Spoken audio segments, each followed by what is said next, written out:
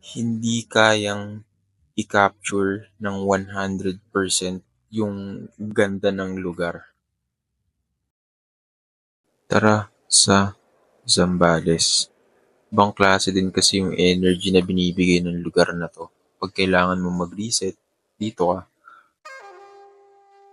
So, nagpa-print muna ako ng camera mount sa tropa para sakap yung mount na 'yan. Unfortunately, di ko siya nagamit kasi mas nag-enjoy ako mag-film sa phone ko. Meetup location namin ay sa Parañaque. So, from Parañaque, biyahe na kami to NLEX. Tapos, buong akala ko, naghahanap kami ng makakainan, no? Yun pala, 7-Eleven lang hanap namin dito. Para lang bumili ng Hits. Kung alam nyo yun, Heats.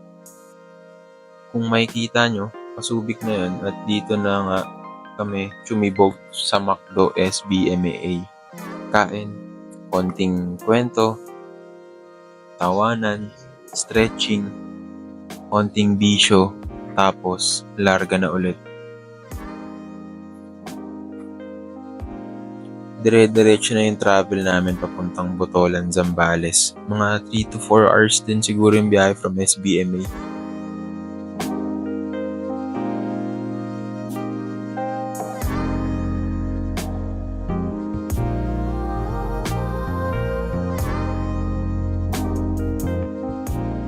After mag-brunch, set up na kami para tumambay sa beach at hintayin ng paglubog ng araw. Naglatag kami ng tarp para pwede humilata. Tapos nagsabit na din kami ng hammock tsaka set up ng camping chairs para kahit saan, 'di ba? Pwede kang mamahinga.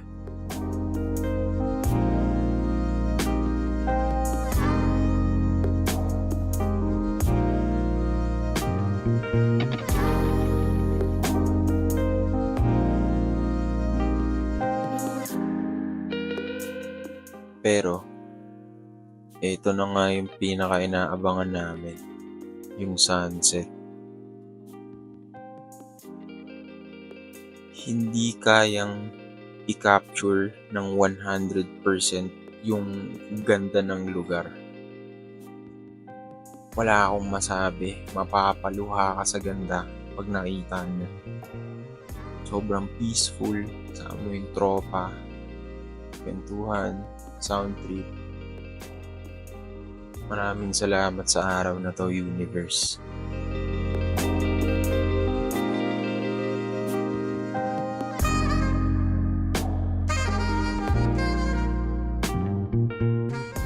Pero ito, day 3 na. Luto lang kami ng breakfast. So, 1 kilong hotdog lang yan. Tapos, noodles. Yung hotdog, niluto lang namin 3 ways. Pritong hotdog, hotdog omelette, tsaka sizzling hotdog. Ewan ko, kakanood ko na ata ng Ninong Ray to eh.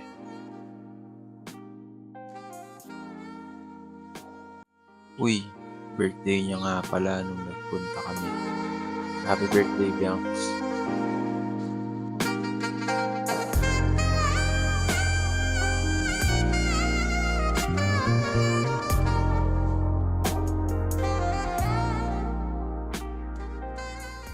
After lumangoy, prep na kami for dinner.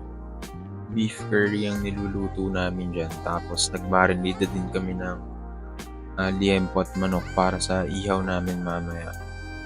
So masarap din talaga kasing magmekos-mekos tong tropa. Kaya napa-beef curry kami. Ayan.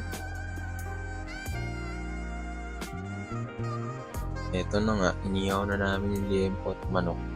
Iba din talaga yung sarap ng inihaw, lalo na pag sakto lang yung luto sa kanya. Hindi masyadong sunog, pero hindi rin masyadong hilaw. At umpisa na din kami pala mag-pack up ng mga gamit namin kasi kinabukasan, uuwi na kami. Pero syempre, inuman at kwentuhan muna bago matapos ang araw. Yung isa pikit na pero nakangiti pa din, di ba?